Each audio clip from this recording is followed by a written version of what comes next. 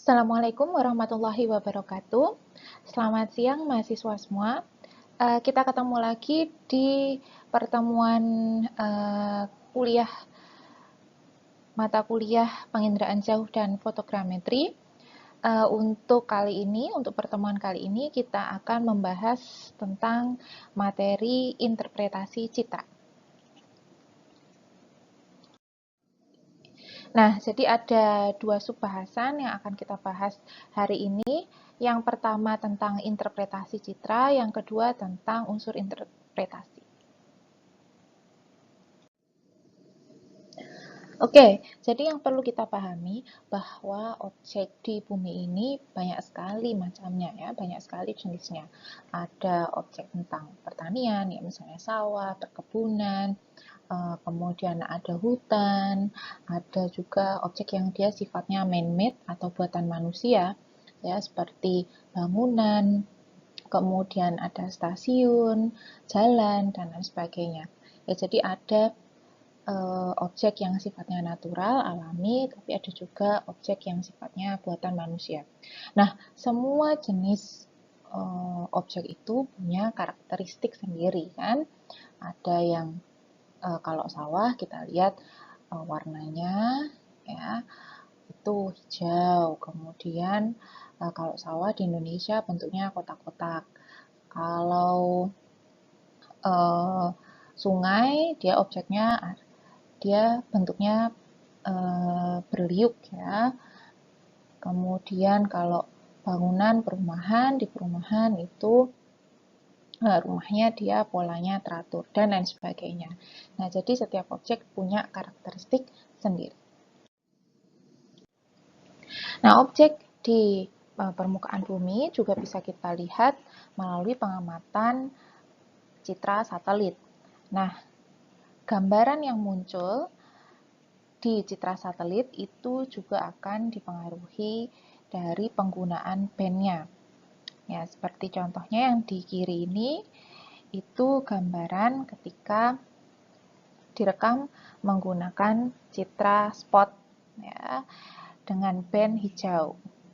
Sedangkan kalau yang di kanan itu contoh tampilan dari citra Landsat 5 untuk band 4, yakni band inframerah dekat. Sehingga kalau kita bisa cermati di sini, ya kalau kita jeli, contohnya saja ini ya, sungai. Ini ada objek, dia polanya meliuk ya, bentuknya meliuk. Kemudian yang di kiri ini ronanya terang, sedangkan kalau yang di kanan, ada gambar di kanan itu ronanya gelap. Ya, jadi ini kembali lagi gambaran permukaan bumi, objek di permukaan bumi itu tampilannya akan dipengaruhi oleh penggunaan bandnya. Dimana kalau kita pahami kembali tentang yang namanya kurva pantulan spektral, kemudian kita pahami bahwa objek air itu punya karakteristik ketika ada gelombang inframerah dekat yang datang, itu energinya terserap oleh air, ya, sehingga kita lihat di sini di bagian kanan ronanya menjadi gelap. Itu. Ya, ini juga sama ya, contoh tampilan objek, tampilan kondisi permukaan bumi yang dilihat dari citra satelit ya. Kalau ini kita lihat area urban ya, area perkotaan.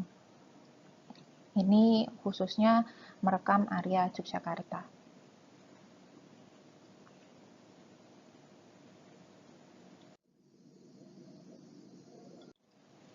Oke, sekarang kalau kita perhatikan di gambar ini ya, di citra ini, kita bisa lihat kalau ada rona yang berbeda ya. Di citra ini muncul ada rona yang sangat gelap, kemudian ada yang abu-abu, kemudian ada yang terang, ya, kemudian ada yang abu-abu terang.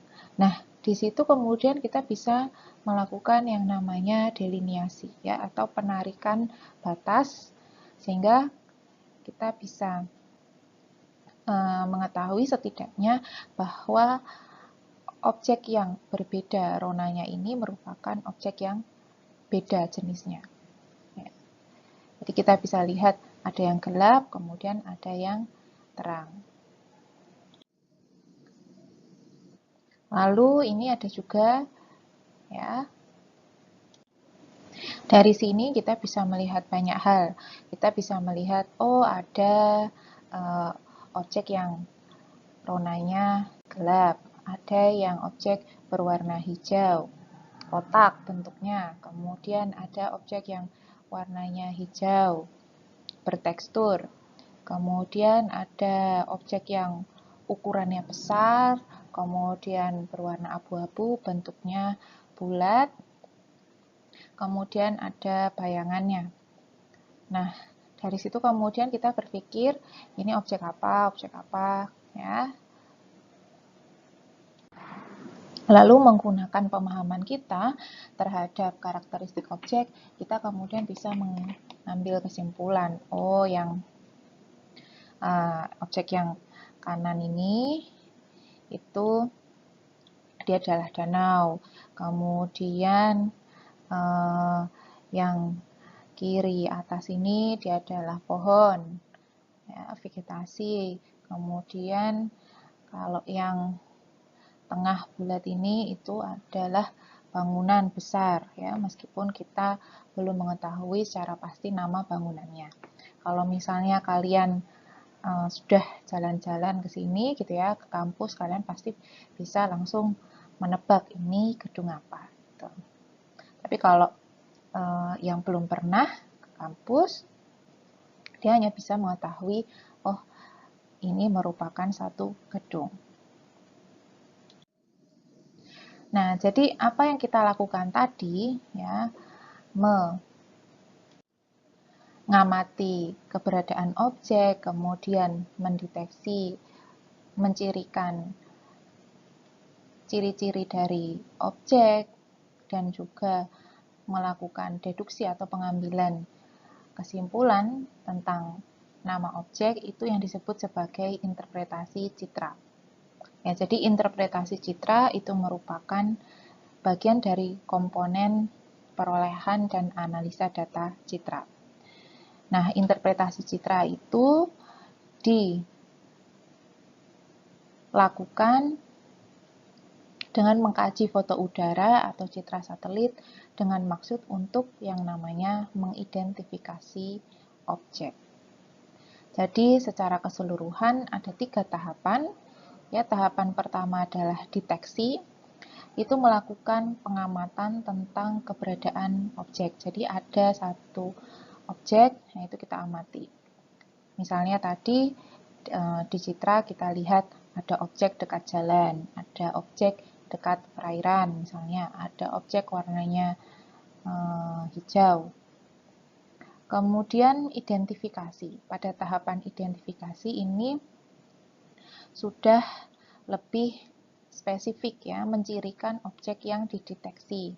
Bentuknya seperti apa, polanya seperti apa, bertekstur kasar atau halus, kemudian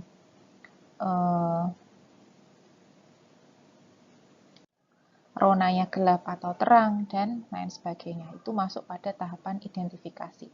Nah, yang terakhir adalah tahapan analisis. Tahapan analisis ini kita sudah masuk pada mengkelaskan berdasarkan informasi yang kita peroleh pada tahapan yang sebelumnya. Sehingga kemudian kita bisa menyimpulkan satu objek itu namanya misalnya danau, namanya misalnya sungai, jalan, dan lain sebagainya. Jadi interpretasi citra itu mengidentifikasi objek berdasarkan pemahaman terhadap karakteristik objek. Nah, interpretasi ini itu bisa dilakukan secara visual ataupun digital. Nah, ketika dilakukan secara visual, itu kita dibantu dengan yang namanya unsur interpretasi. Oke. Jadi unsur interpretasi itu merupakan unsur-unsur yang kita gunakan untuk membantu kita ketika melakukan interpretasi. Ya, jadi ada banyak, ada rona warna, kemudian ada ukuran, bentuk, tekstur, pola, tinggi, bayangan, situs, dan asosiasi. Nah, kalau dikelompokkan berdasarkan tingkat kerumitannya, ya, bagian atas ini untuk rona dan warna itu bagian yang paling mudah untuk kita deteksi. Kemudian masuk pada ukuran bentuk tekstur. Selanjutnya lebih rumit lagi pola, tinggi, dan bayangan. Dan yang terakhir sangat tinggi kerumitannya atau kesulitannya adalah pada aspek situs dan asosiasi. Nah, ada kalanya ketika kita mengamati objek ya, mengidentifikasi objek, itu dengan melihat rona atau warnanya saja kita sudah bisa menyimpulkan ini objek apa. Tapi kadang tidak bisa, sehingga kemudian dibantu dengan unsur yang lainnya. Ditambah ukuran, bentuk, tekstur, ditambah pola, ditambah situsnya, asosiasinya, dan lain sebagainya. Ya, jadi untuk bisa mengamati atau mengidentifikasi objek itu berbeda-beda caranya. Yang pertama yang akan kita bahas adalah tentang rona. Rona itu mengacu pada tingkat kehitaman atau keabuan dari suatu objek. Jadi gelap atau terangnya satu objek itu disebut sebagai rona. Sedangkan warna merupakan perwujudan yang tampak oleh mata pada spektrum visible, ya, biru, hijau, merah, dan juga kombinasinya.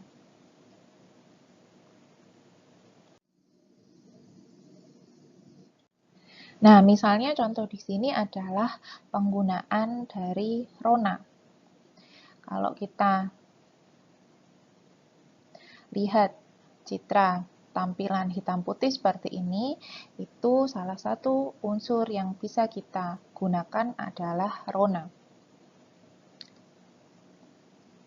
Nah, ketika kita melihat ada perbedaan rona di citra, kemudian tadi kita bisa menarik satu batas, ya, mendeliniasi untuk bisa mengatakan bahwa ada perbedaan antara objek yang berwarna gelap dan berwarna terang.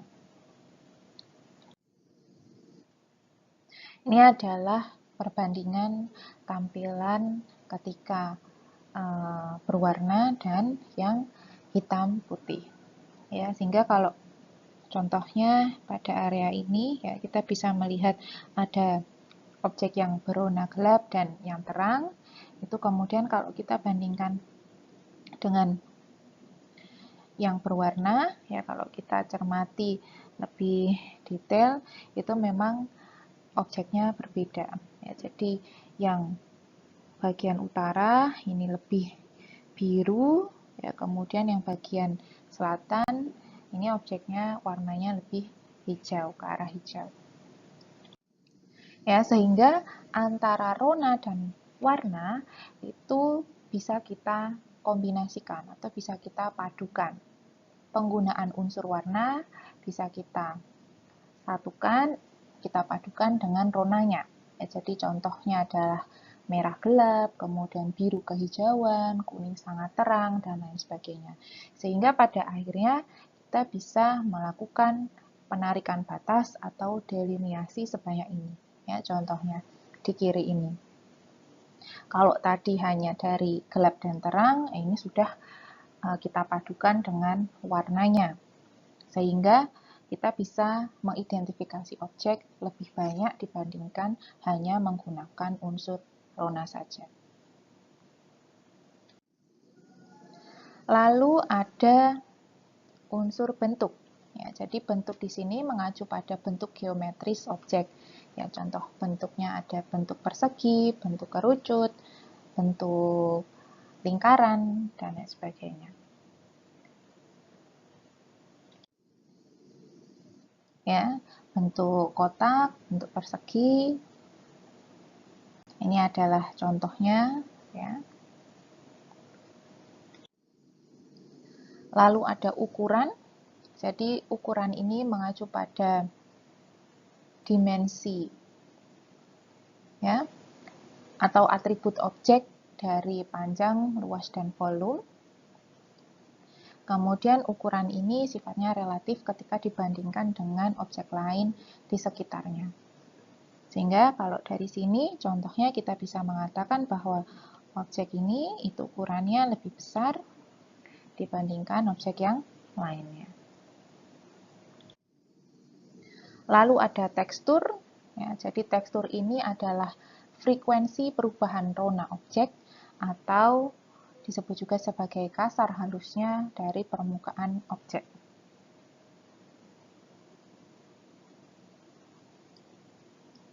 Di mana ketika kita melihat di citra itu ada perbedaan tekstur, maka kemudian bisa kita beri batas, ya, yang menandakan bahwa itu merupakan objek yang berbeda, atau meskipun objeknya sama, tetapi kepadatannya yang berbeda.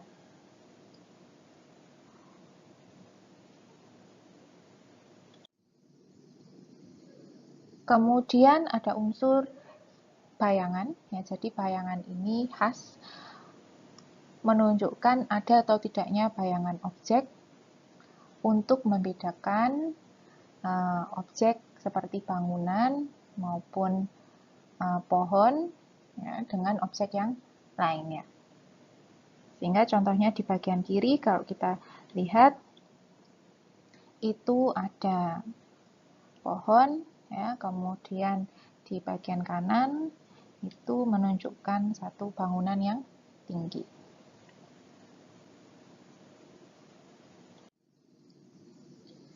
Lalu ada pola.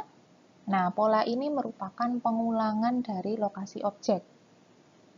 Jadi pola itu mencirikan teratur atau tidak teratur, kemudian pola memanjang atau melingkar, ya, dari objek. Ya, kalau dibandingkan antara dua gambar ini, kita bisa lihat bahwa yang bagian kiri, gambar kiri itu menunjukkan objek dengan pola teratur, sedangkan untuk yang kanan itu polanya tidak teratur.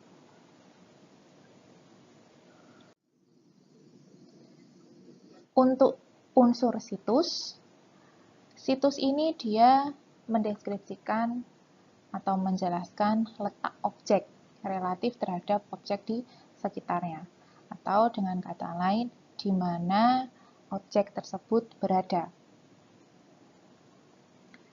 Ya, sehingga kalau di sini kita misalnya melihat satu objek warnanya hijau, kemudian dari segi situsnya itu dia dekat dengan pantai, ya, kemudian secara tekstur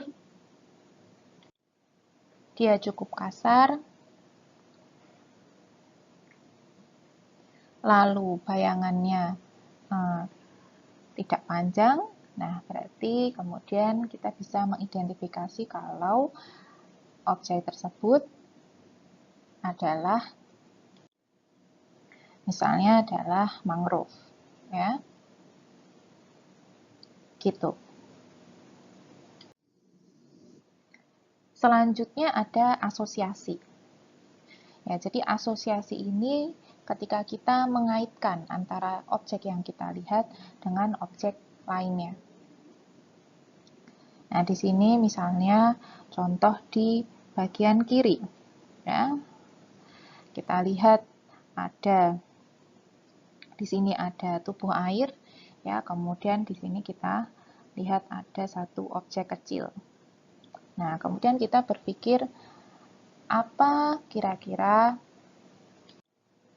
objek yang bergerak di tubuh air, ya, area perairan. Nah, maka kemudian kita bisa mengidentifikasi kalau objek tersebut adalah kapal. Nah, jadi kita mengkaitkan satu objek itu dengan objek yang lainnya untuk bisa menyimpulkan jenis dari objek yang kita amati di citra. Nah, lalu setelah itu apa selanjutnya? Nah, jadi kita bisa mengaplikasikan pemahaman kita terhadap unsur interpretasi dan juga karakteristik objek untuk misalnya identifikasi permukiman. Ya, jadi di sini ketika kita lihat citra gitu, kemudian kita bisa identifikasi mana area permukiman dibedakan dengan area yang non permukiman. Ya, menggunakan bantuan tadi unsur interpretasi.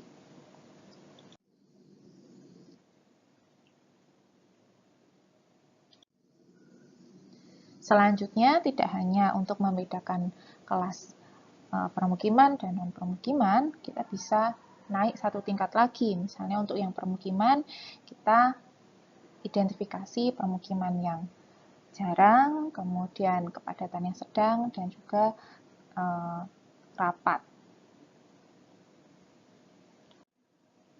Nah, dari sini, itu bisa kita aplikasikan lagi untuk hal yang lain. Misalnya ketika kita ingin mengkaitkan kondisi kepadatan permukiman dengan misalnya ketersediaan fasilitas umum atau kondisi kepadatan permukiman dengan kejadian penyakit tertentu, misalnya seperti itu.